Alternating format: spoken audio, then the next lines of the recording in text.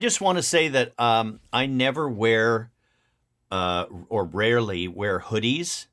I'm just trying to. Yeah, that's very street of you. That's very street. I'm with the hep cats, the kids. Is it? Here's the thing, because I've used that phrase a lot. Is it hep cats or hip cats? It's hep cats. It's okay, a good. very So I've been old correct. expression. Yeah. Yeah. You know what? So I used to go to these dinner parties when I still lived in Vancouver with my friends Marcello and Kim. I don't know if you ever met them or not, but they used to host this, monthly big dinner where a bunch of us would get together, eat great food, drink wine, and argue about all kinds of things. Yay. And they're Italian, so there was lots of, hey, no, you don't know. No, I know, you don't know. There's lots of that going on. But I used speaking of old expressions, I used an old expression once when we were talking about someone who's a little tipsy. And I said, oh, he's in his cups. Oh. And everyone looked at me like, what's that? And I'm like, have you never read a book? Do you not know? And I was so furious at them that they didn't understand what I consider to be such a common, archaic, but common expression. In his cups. Didn't you ever read like Charles Dickens? My God, people. Get an education. Lording over people your literary prowess. It's very Shakespearean. Was I? See, I didn't think I was. I guess it is Shakespearean, and yet people use it. Of course they do. Don't they? Of course they do. I mean, you knew. You knew immediately what it meant. People of a certain age status in life with moderate education. People of a certain, dare I say, privilege, whose life doesn't revolve around watching the Real Housewives or the Kardashians. Not that you can't do both. You should have. Who listens to or watches the Kardashians and reads Shakespeare at the same time? I mean, not literally at the same time. I mean, maybe there are people that do that, but who? Seriously, that's a what kind of person? And I hope that it's all kinds of people. But what kind of person puts down their reading of Othello to? Oh, I got to catch the new episode of Rich Housewives or whatever. Who's that person?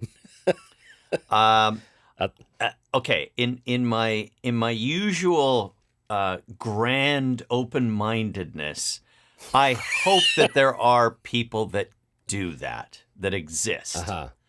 Yeah. In reality, I think it's next to zero. Yeah. Because I think, even though I know the Kardashians has a huge audience, and there are very articulate and educated people that view it as like this guilty pleasure kind of viewing.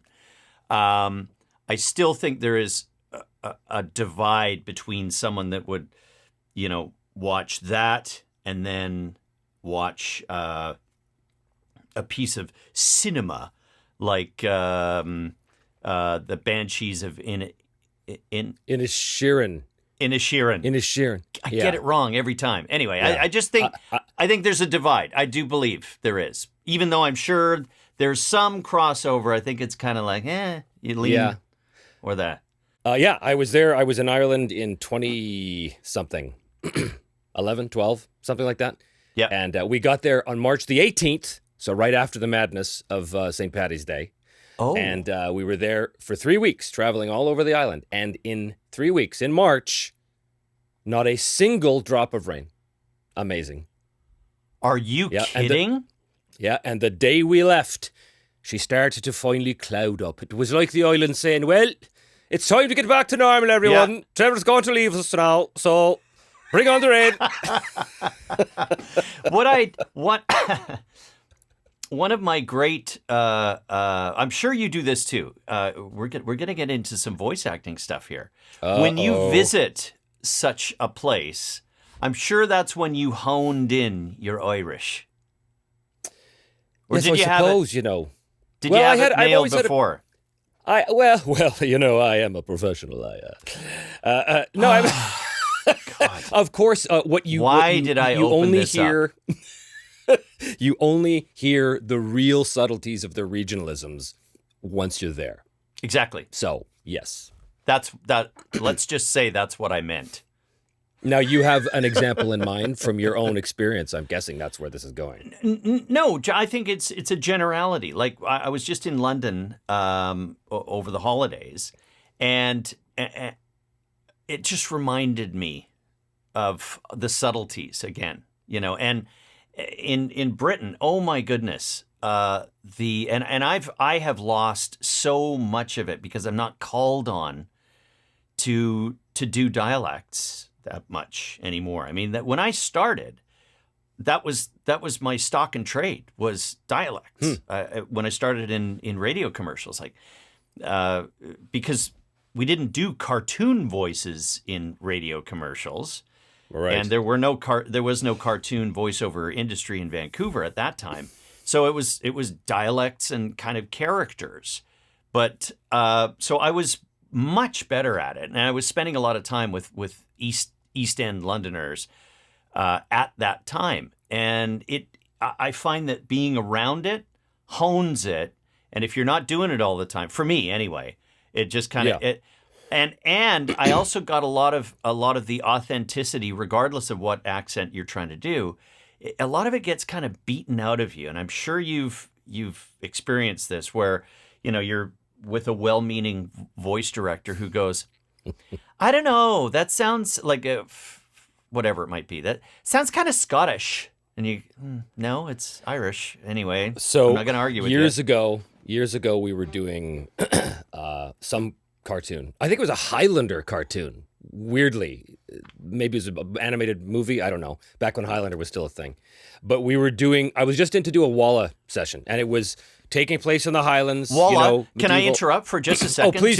Please do. To explain to our listener, because there's only going to be one. Or Ken, viewer. This is what Walla is, Ken. Yes. Ken, well, let's call him Ken. Ken, Walla is derived, it's spelled W-A-L-L-A, and it is derived from with all actors. That's the technical, at least as I learned it. That's the definition of it. So it means, and it has come to mean, it's just blah, blah, blah. Like you're adding some stuff and there's no lines. Walla. But it might be one actor and it might be a bunch of actors. So anyway, that is what Walla is. And over to you. What it is, and what it means is you're providing all of the voices for everybody in the background. So you've got your main characters in the foreground, and you've got the Walla Walla Walla, which is what I thought it came from, Walla Walla Walla. It's also known as loop group, right? Because you're doing loops of various things. Anyway, so we're doing Walla, Ken, listen, Ken. We're doing Walla for this Highlander cartoon. And there was this was back when I was in Vancouver, and there was this, sort of LA director who was up there, and he was directing the session, and he said, okay, guys, so this is Scotland, this is the Highlands of Scotland, so we really want to hear those accents, okay? So I'm like, okay, great. So we're doing the thing, right? We're doing the whole thing. Oh, aye, you're not going to go around here and do that and doing the entire, Clan MacLeod forever and things like that. And it's all great. We're just having a ball doing that. And we're doing the scenes. And we stop and he says, wow, that was really great, guys. Let's lean even more into that sort of Irish Cockney thing.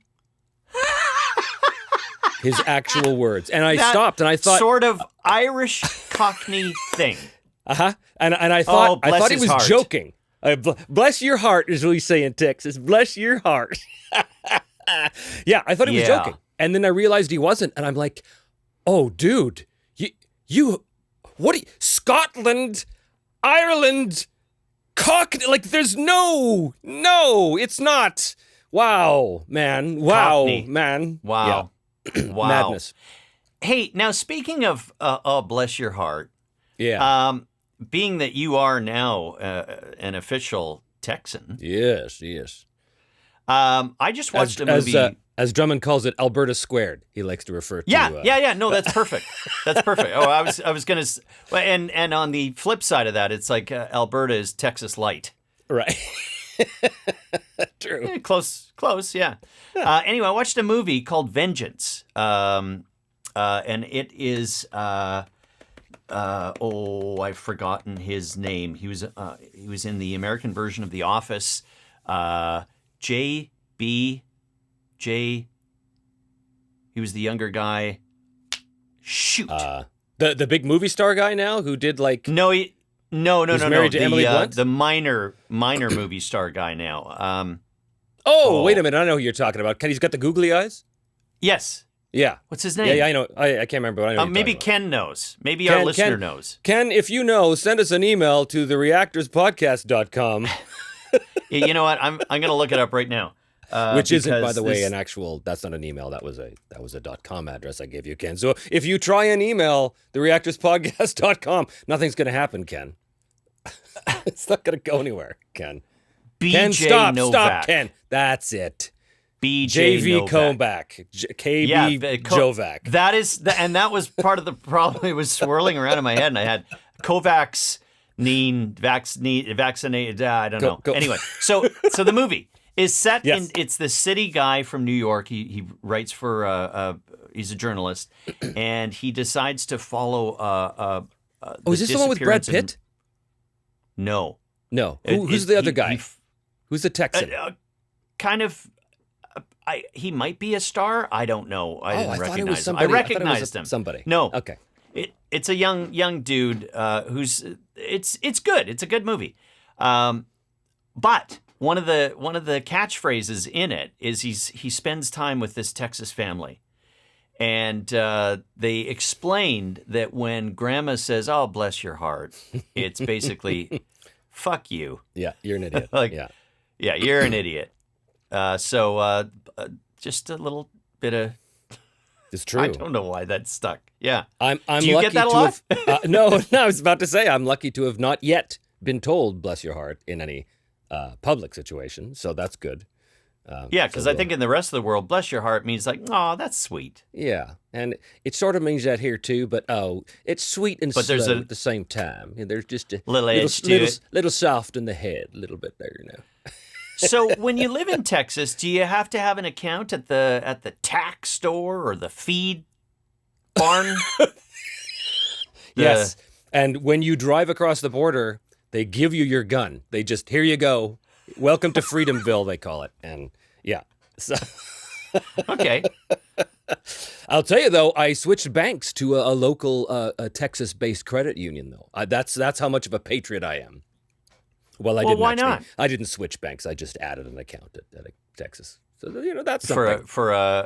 Yeah. Well, I mean, there is if you're shopping for car loans, everyone knows credit unions are a better option. True. That's true. But accents. To get back to accents, yes, there's been a bazillion times in my career where they've asked for what they think is the authentic accent, because they don't know the real one. But when I give them the real one, they always say the same thing. Yeah, could you just, we're having a little trouble understanding that. Could you dial that back a bit? Well, then why did you ask for that? Like, it drives me nuts. Yes. And this is part of the problem. And it's like anything else in your life, working out, exercising, reading, learning. When I don't you do any of those things. do it, well, so this will sound familiar to you then. When you don't do those things, it becomes very difficult to call it, like when you finally start to work out again, you go, oh my God, that's so, I can't even. Yeah. And then once you do it for a while, it's like, oh, that's so easy. Yeah. And that's what happened with me in dialects. And I actually, as you may have noticed in this 10 minutes that we've been talking, I kind of I don't want to, because I feel like my dialects are very, they've been softened and North Americanized, and they're very serviceable. They are I'm not going to sell myself that short, for goodness sakes. I still have some self-esteem and ego, but I can do it. But I don't personally feel they're as authentic as they once were. I totally understand that. I feel the same way, even though. So I do this show, this YouTube show where I play fantasy. What's the name of the YouTube? It's called It's called Me, Myself, and Die. But I don't want to get into that right now. I just as far as it relates this down, to this, listener. This is the first reference to another product. That's right. And if you order now, and it was Trevor. But in it, I play all these characters, and of course, I do a bunch of dialects. And one of them is this Irishman who he's got what we call the knacker accent, or what I call the knacker accent. That means like real sort of like working class Dublin, you know, like some kind of guy you don't want to run into on the streets, you know, like that guy. So I play a character a bit like Colin Farrell, right? A little bit like gruff Colin Farrell. So I play this guy, right? And he sounds like that. And I'm doing him the old time like that. The old time, I turned it to Brit. See what happened there? See how easy it can happen? Yeah, see, boom. Yeah. Because I'm in my head. So I'm doing this character, and I get all of these people from Ireland writing me saying, that is the most authentic Irish accent I've ever heard an American do. That's amazing. And I'm like, okay, that never happens, because the trick about accents is that if you're doing an accent to a native speaker or someone with the accent, and they don't know that you don't have their accent, you can fool them. Yes. But the second that they know that you're from somewhere else, it doesn't matter how accurate your accent is. They're going to be like, yeah, nice try, mate. So it was amazing to me that these Irish people were going, yeah, no, that's spot on, right? That sounds just like, that sounds just like me. So that was a huge compliment. But B is when I listen to myself performing that accent, I go, ooh, I'm so hypercritical. Like I can't watch any of my performances. I'm like Michael Caine. Michael Caine famously never watched his own movies, and I'm the same way. I can't do it because I see are the errors. You know what I mean? I agree completely, and I'm going to piggyback on that. But before I do that, mark this down. I'm going to compliment you. Oh my Mark God! it down. Oh my God! I won't do this. This may never happen again. Yeah. No, I think your dialects are bang on. Like one of, if not the best of a colleague that I know. Well, that's and that includes kind. There are some people, especially in Los Angeles, who are specialists. Yes. And they're good. They're good. I'm cautious in this whole arena because it can become competitive so quickly. Yeah. And it's just like there's some things because of all the things I just stated. I don't want to play. I totally understand.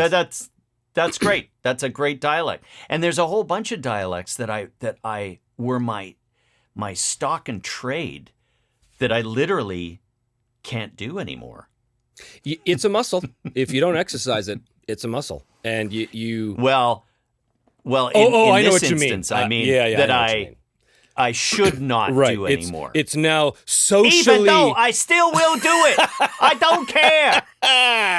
I don't care because I grew up with a very close-knit people of Cantonese descent. That's right. And I love them so much. That's right. And I love that accent. That it's even in Vancouver, huge Asian population. Yeah. The true Cantonese is not as prevalent anymore. But I love that accent. Well, that accent, which of course we as, white men are not allowed to do, blah, it's nonsense. Correct. But I learned that accent years ago from a combination of you and a combination of my neighbor, because I too lived in Chinatown in Vancouver, and my neighbor was this wonderful old Chinese gentleman whose English name was Jeremy, I think. I don't know what his Chinese name was. Perfect. Something unpronounceable or godforsaken, no doubt. Gobbledygook. No, but so his name was Jason. It was began with a J. Anyway, whatever.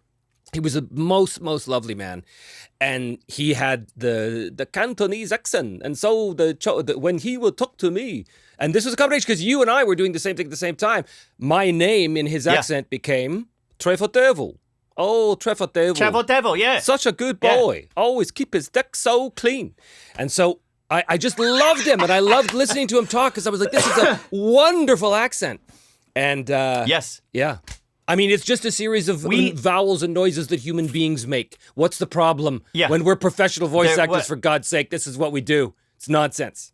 I am, and I mean, speaking for myself, like I am not mocking that accent. I mean, it's in the same way that we just went through the Irish stuff. I mean, it's another person who speaks different, but they speak English in a different way. Yes. Like growing up, my father's business, our family business, was a music store, and we sold guitars and pianos and organs, and it was on a city street in Burnaby, British Columbia, and on that street was a bank, a shoemaker, two what we used to call Chinese stores, which was an old-fashioned version of like a 7-Eleven. Right. They had everything. We had one right beside us, and then a cafe, a jeweler, and something else, and then another corner store / Chinese store. And the two guys were great. And I don't know why. Like, how do you have two in one block? Anyway, depending on what you needed, you went to one or the other. And the one on the corner, it was run by a guy named Henry. And he knew he knew us. If it's like your neighbors, right? And we would go in. Now, to make the story make sense, the name of our store was Music Man. My dad started it in 57 or something, and the biggest musical of the day was The Music Man. And he went, perfect. I'm going to start a piano store, and I'm going to call it The Music Man. So that's how this fella Henry knew us, and we would walk in, and he greeted. I have two brothers. I'm the third. Math. And we would walk in, and he would greet us all the same way. We didn't go in together. It wasn't like the Three Stooges. But so I walk in. Hey, music boy!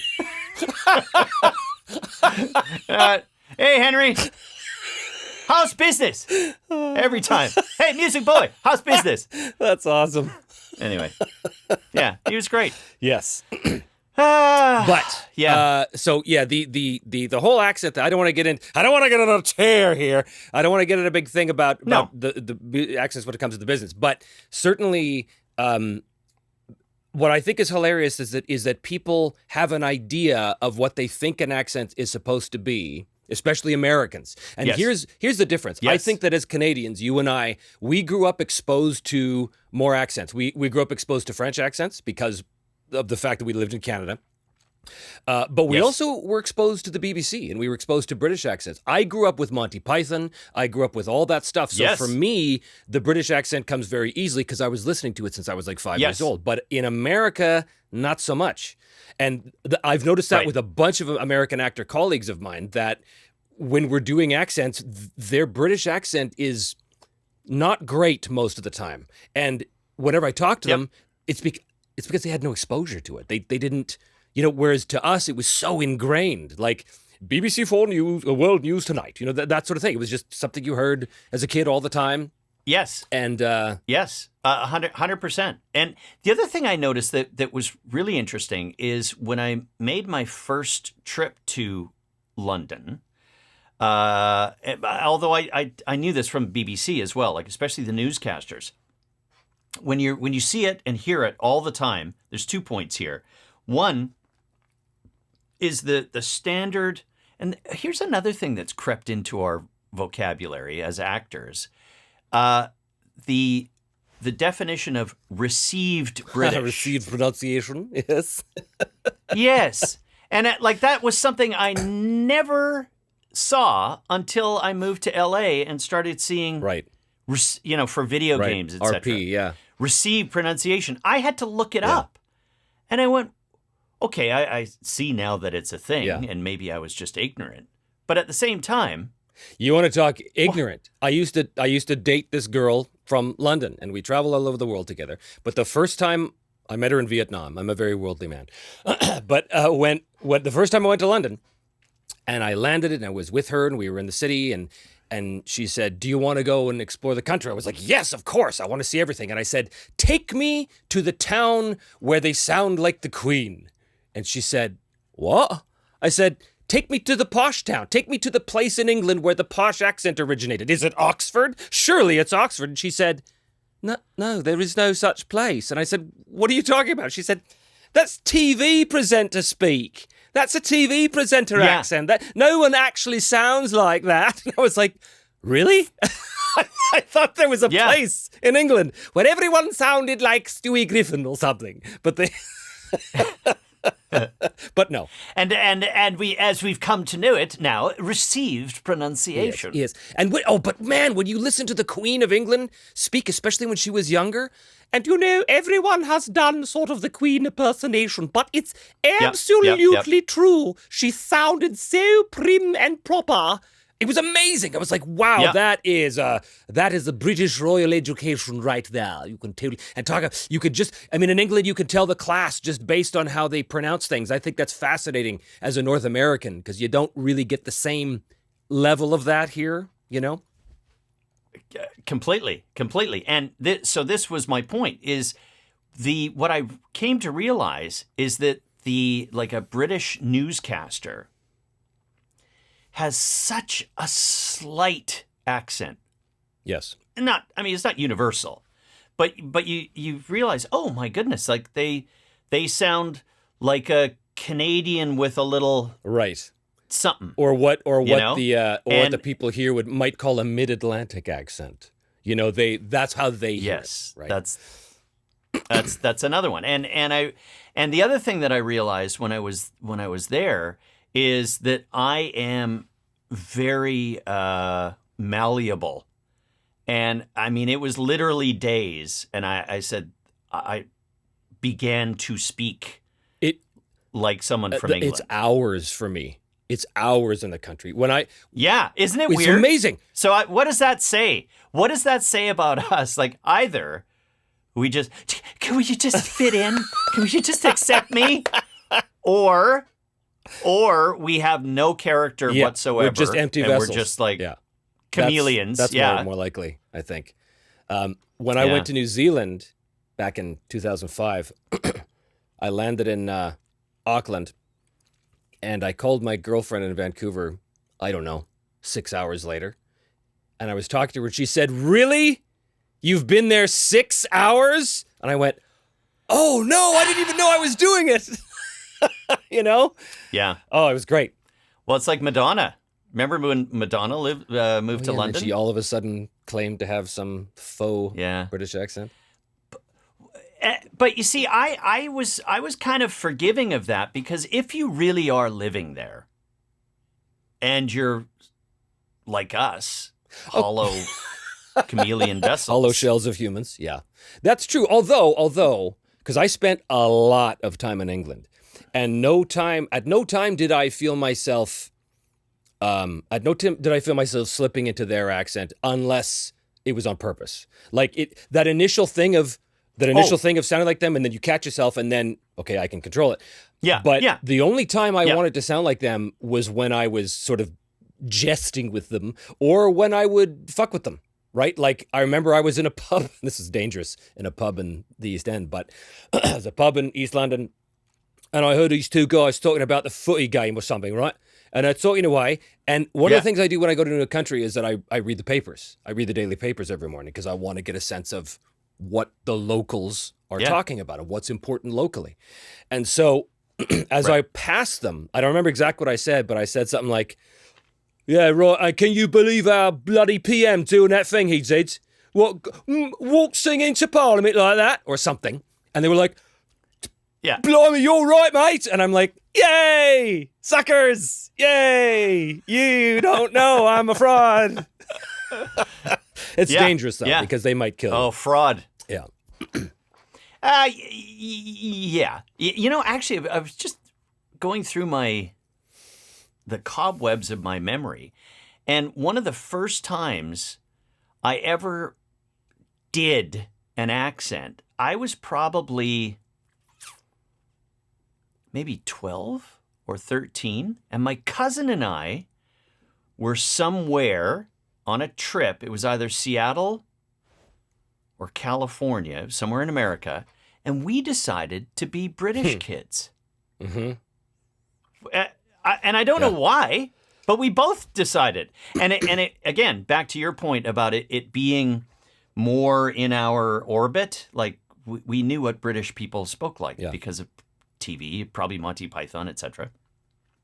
And I don't know. I think we just thought this will be fun in a mall. Let's do that. I can't remember what the purpose was at all. It certainly was not to defraud anyone of anything, I think. No. I don't know how much fraud you can do at 12, 13. But just in terms of like, oh yeah, that was a thing I did. That's weird. The other thing about the UK, in all of its glory, is the regional accents are just like when someone can do a really specific, not just northern, but like like my relatives are from a little island called the Isle of Man in the British Isles. It's between Ireland and Liverpool, basically. It's like right in the center. That I don't know if you can see that.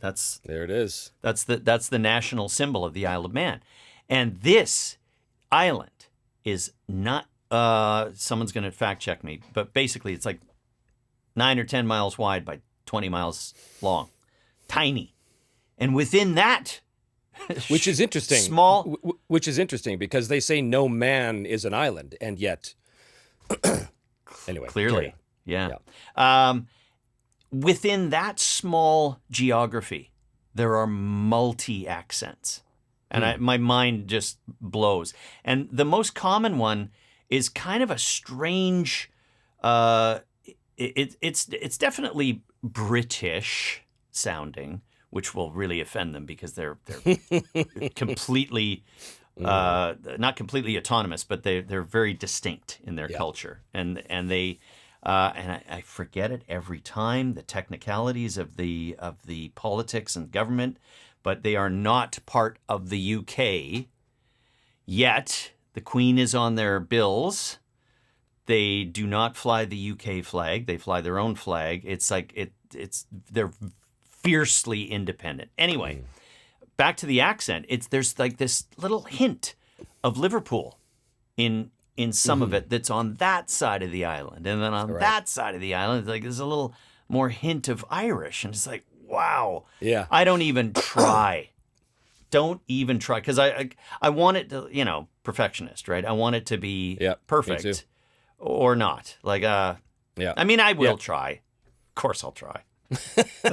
but when I was in Geneva, it was a similar kind of thing, because Geneva, Switzerland, but it's on the French side. But you can still hear the German in there when they're speaking English, especially, and I can't do it because it's been so long since I've been there. It's 2008 I was there. But I remember specifically listening to these waiters talking to us in this restaurant. And, they had very sort of French-sounding ways of speaking, but there was like some sort of weird German clipping in. It was like, that's wild. I love it. And the guys so I was with were like, oh, yeah, they're a bunch of Frenchies. I'm like, no, they're not. They're Swiss, aren't they, though? They're not quite French, are they? Accent talk. Accent talk, yes. I think there was one other thing I was gonna say about accents, but I think I've forgotten. There's so many things. Oh, I could just go Isn't that what we're doing? We're going on and on and on. That's basically about might accents. as well just call this podcast the On and On podcast. Well, true enough. Accents. There was anyway. It'll come to me, and then I'll interrupt you. Yes, well, that's what we do. We interrupt each other. Well, mostly I interrupt you, so that's okay. I don't know. If we put a count on it, when Ken gets around to it, he's going to go, you know what? It would be a great thing. I'm going to count how many times each of them interrupt each other. Ken, that could be a drinking game, Ken. Bing, bing, bing, bing, bing, bing, bing, See, bing, bing, we're bing. an audience participation podcast is what we are. Yes, we are. Yeah. Call in now and give us your opinions on things. Call the number at the bottom of your screen. Okay, Ken, thanks for watching. Thank you, Ken. As always, we love you. We'll see you next time, Ken, on the ReActors. I'm Trevor. I'm Ian. I'm Wave with two hands. Bye.